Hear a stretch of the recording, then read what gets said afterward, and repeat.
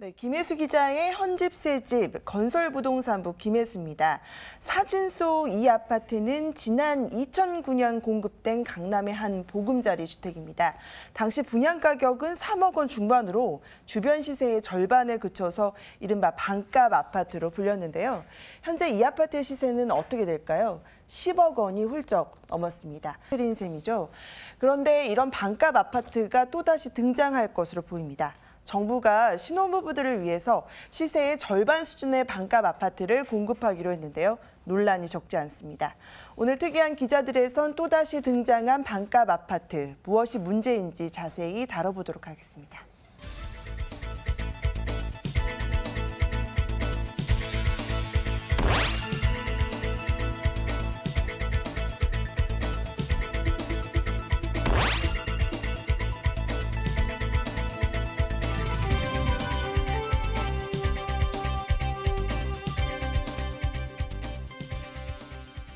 반값 아파트라는 말만 들어도 귀가 솔깃하실 것 같습니다. 특히 이번에 정부 정책에 따라서 신혼부부들을 위한 이런 반값 아파트에 대해서 오늘 한번 얘기를 나눠볼까 하는데요.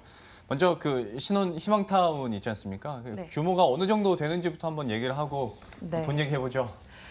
네, 그 정부가 지난해 밝혔던 주거복지 로드맵에 따르면은 신혼부부를 위한 공공 분양 주택을 7만 호 공급하기로 했습니다. 기존 택지에서 3만 가구를 공급하고요. 신규 택지 4만 가구를 추가로 발굴하겠다는 계획인데요. 그런데 이 같은 물량이 3만 가구 정도 더 늘어날 것으로 보입니다. 국토부가 지난 19일 열린 그 국가재정전략회의에서 저출산 대책 중에 하나로 신혼희망타운 물량을 7만 호에서 10만 호로 늘리겠다 이렇게 밝히면서 10만 가구로 늘어날 것으로 예상이 되는데요. 네. 7만에서 10만 가구로 늘어났다라는 부분, 그리고 이제 가격이 어느 정도로 지금 책정이 되고 있죠? 지금 가격 아직 확정된 상태는 아닙니다만 정부가 수서와 위례 등에 공급하는 신혼희망타운 공공분양 아파트를 3억 원 수준대에서 공급을 하겠다 이렇게 좀 얘기들이 나오고 있는 상태입니다. 사실상 반가 아파트가 아니냐라는 얘기가 나오는데요. 제가 신혼희망타운 그 대상지로 꼽히는 수서 역세권을 한번 다녀와 봤습니다. 아직 토지 보상 문제가 해결되지 않았지만 현재 그린벨트로 묶여 있는 수서역 인근의 신혼희망타운이 조성될 것으로 보입니다. 정부가 공급한다는 그 신혼희망타운은 전용 면적 60제곱미터 이하로 조성이 되는데 이 주변의 신축 아파트를 기준으로 봤을 때 전용 면적 59제곱미터 그 이하의 아파트 값이 한 10억 원 정도가 넘거든요. 또 수서역 주변 좀 오래된 아파트가 있는데 거길 보더라도 가격이 꽤 나갑니다. 신동 아파트 같은 경우에는 전용 면적 39제곱미터인데 매매 가격이 8억 원 정도 되고요. 나머지 아파트들도 8억에서 한 10억 선에서 이렇게 좀 그 호가가 형성이 되고 있습니다. 전세값만 보더라도 39제곱미터 기준으로 3억 원, 그리고 신축 아파트의 경우에는 6억 원 정도 되니까 사실상 이 신혼희망타운의 경우에는 예상 분양가를 봤을 때 사실상 시세 절반에도 미치지 못하고 그러네요. 전세값에도 미치지 못하는 낮은 가격이다 이렇게 볼 수가 있을 겁니다. 워낙 가격 메리트가 있고 그리고 이제 공급 물량도 더 늘어나다 보니까 확률도 더 높아질 것 같아서 신혼부부들도 좀 기대를 좀 많이 하고 있을 것 같아요. 실제로 그런 분위기라고 합니다. 분양가가 워낙에 파격적인 것만큼 경쟁도 치열할 것으로 예상이 되고 있는데요. 특히 수서나 위례, 과천 등 같은 강남권 입지를 갖춘 지역일수록 상황이 더 그러할 것으로 예상이 되고 있습니다. 실제 인근 부동산 얘기를 좀 들어봤더니요. 분양이 언제인지 또 분양가가 얼마 정도 되는지 문의가 많았다고 합니다. 이 때문에 주택 구입을 좀 늦추는 그런 신혼부부들도 있다고 하는데요. 부동산 관계자 이야기 한번 들어보시겠습니다. 큰 혜택이죠. 기다리시는 분 엄청 많더라고요. 저희한테도 문의가 많이 오는데 제가 신혼부부는 아직까지 저희가 그게 확정된 게 아니기 때문에 섣불리 저희가 뭐라고 말씀을 드릴 수가 없어서 발표되는 것 보고 하시라고 그러는데 문의는 많이 들어오세요. 신혼부부. 당연히 문의가 많을 것 같고 설사 내가 살 것 같지 않아도 우선 해보고 보는 분들도 많이 있을 것 같은데 사실 얼마 전에 이혜리 기자하고 그 로또 청약 문제에 대해서 얘기를 했었거든요. 이것도 비슷한 맥락에서 봐야 되는 거 아닙니까? 그렇습니다. 원래 정부가 지난해 주거복지 로드맵에서 밝힌 신혼희망타운 분양가가 그 주변 시세의 50에서 70% 정도라고 했거든요. 그런데 만약에 3억 원대로 분양이 된다면 강남권의 경우에는 말씀드렸다시피 반값에도 미치지 못하는 그런 수준입니다. 말 그대로 뭐 로또 아파트가 되는 건데요. 예. 이런 과도한 혜택을 왜 주는지, 그리고 그 왜 특정 계층인 신혼부부에게 주는지에 대해서는 뭐 사실 사회적 공감대가 좀 형성되지 못한 상황입니다. 역시 논란이 계속되고 있는데 관련해서 전문가 얘기도 한번 들어보시겠습니다. 이것들이 공공성이 없다라는 건 이미 보금자리에서 한번 실패한 정책이었는데 더더군다나 이건 지금 어떤 특정 계층, 신혼부부라는 결혼한 지 7년 이하라는 특정 계층에게 몰아준다는 점에서 상당히 심각하다고 생각해요. 참 여러 가지 논란들이 충분히 있을 만할 것 같은데요. 앞에서 인터뷰를 통해서 나온 것처럼 이제 보금자리 주택에서 이미 어떤 부작용들을 우리가 봤지 않습니까? 어떤 뭐 엄청난 시세 차익 혹은 보금자리 주택 가봤더니 안에는 다 외지차만 있더라 뭐 이런 얘기들도 공공연하게 하는데 좀 여기에서도 이런 문제들이 다시 한번 대두될 수밖에 없겠네요.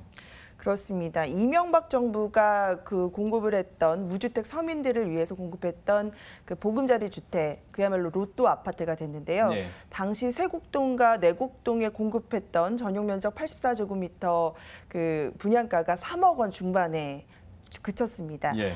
그런데 이 아파트 시세가 지금 한 11억 이상 정도 호가가 되고 있습니다. 시세 예. 차이만 뭐 7억 원 이상이 되고 있는 건데요. 네. 이 보금자리 주택의 경우에는 2009년 분양 후에 6년간 전매가 금지가 됐습니다. 네. 하지만 전매가 풀리자마자 가격이 크게 뛰어 올랐고 최근에 또 몇 년 동안 부동산 호황기를 겪으면서 그 강남 입지를 증명하듯이 가격이 뭐 아주 계속 천정부지로 뛰어 올랐습니다. 이 때문에 신혼희망타운에 대해서 좀 뭐 신혼부부 같은 경우엔 기대를 하겠지만 또 그렇지 않은 경우엔 좀 우려의 시선을 보내는 것도 사실입니다. 참 황당하실 거예요. 근데 그게 사실입니다. 9년 동안 8억 원의 시세 차익이 났거든요. 뭐 하다 보니까 결혼을 다시 해야 되나라고 생각하시는 분들도 계실 것 같고 물론 자격은 안 되겠습니다만 시세 차익이 워낙 이렇게 강하다 보니까 정부에서도 좀 부작용을 막기 위해서 그러면 어느 정도 일정 수준의 시세 차익에 대해서는 좀 다시 한번 환수를 해야 되겠다라는 좀 의지도 있는 것 같아요. 네, 그렇습니다. 이번에 뭐 그런 우려 때문인지 이런 로또 논란을 불식시키기 위해서 시세 70% 수준 이하로 공급되는 신혼희망타운에 대해서는 수익형 모기지와 환매 조건부 선택을 의무화하는 방안이 추진이 됩니다. 수익형 공유 그 모기지는요, 신혼부부의 자금 부담을 덜어주기 위해서 최장 30년간 1%의 낮은 금리로 대출을 지원해주고 주택 가격이 올랐을 때 일정 비율만큼 수익을 환수해 나가는 그런 상품입니다. 이 비율을 뭐 최대 50%까지 설계하는 안이 추진이 되는데요. 또 환매 조건부는 10년 이내로 주택을 환매할 경우에는 그 LH에 환매하도록 하는 방안이 유력한 것으로 알려졌습니다. 시세 차익에 대한 부분을 어느 정도 환수하겠다는 얘기지만 이 같은 조치만으로는 당연히 부족하다라는 지적이 나오고 있는 상황인데요. 관련해서 전문가 얘기 한번 들어보시겠습니다. 일부를 환수하더라도 좀 과도한 시세 차익이 특정 계층에게만 돌아간다라는 점에서 이제 주거지원 정책의 공공성이나 형평성 문제가 제기될 수밖에 없고 특히 환매 조건부 같은 경우에는 10년 이내 처분할 경우에만 적용을 받기 때문에 장기 보유하는 신혼부부들의 경우에는 또 시세 차익을 환수할 수 있는 방법 등이 부족한 것이 현실입니다. 네, 보금자리 주택에 비해서는 뭐 사적 이익을 환수할 수 있는 방안이 보완됐다라고 볼 수 있지만 여전히 우려가 많은 것도 사실입니다. 특히 미래 세대를 위해서 남겨놓은 자원인 그린벨트를 풀어서 그것을 신혼부부한테 주는 것이 과연 맞느냐. 그래서 이런 부분들을 가져갈 수 없게 해야 한다라는 주장도 어느 정도 일리가 있다 이런 얘기들이 나오고 있습니다. 그러니까 특정 계층에게 이렇게 수혜를 몰아주는 것도 약간 문제거리로 나올 수가 있고 그리고 좀 그린벨트까지 해제했는데 여기를 어떤 투기장으로 만들고 싶지 않겠죠. 하다 보니 또 우려감들이 나오고 있는데 듣다 보니까 또 한 가지 생각나는 게 물론 일정 소득 이상 나가는 신혼부부에게는 조건이 안 되겠지만 간혹 보면 신혼부부들은 소득이 적은데 부모가 돈이 많은 경우가 있잖아요. 그러니까 이른바 금수저 신혼부부가 있을 수 있는데 이거는 어떻게 해야 됩니까?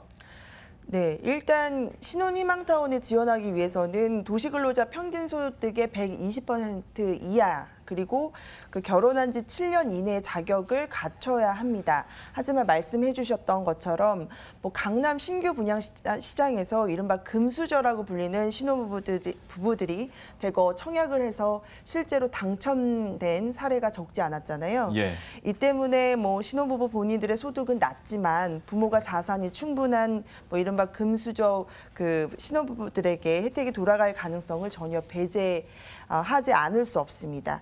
이 때문에 신혼희망타운의 분양 가격을 좀 적정 수준으로 올리고 또 분양보다는 임대 비율을 높여야 한다라는 그런 의견들도 나오고 있는 상황입니다. 아무래도 신혼희망타운에 대한 기대가 큰 만큼 우려나 논란들도 많을 수밖에 없는데요. 정부에서도 얼마만큼의 또 추가적인 세부 대책이 나올지도 한번 지켜보도록 하죠. 김혜수 기자와 함께했습니다. 고맙습니다.